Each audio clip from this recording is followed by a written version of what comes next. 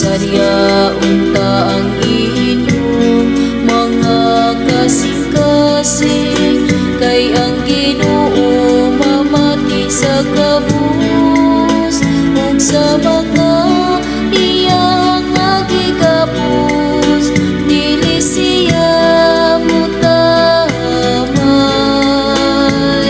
Ang langit ug ang yuta nagadayeg kaniya, ang kadagatan ug ang tanan nga nagalihok diha kanila. Ang Ginoo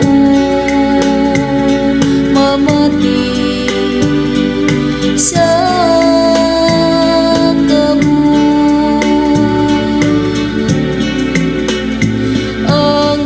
magluwas sa Sion ug magtukod pag-usab sa mga syudad sa Juda.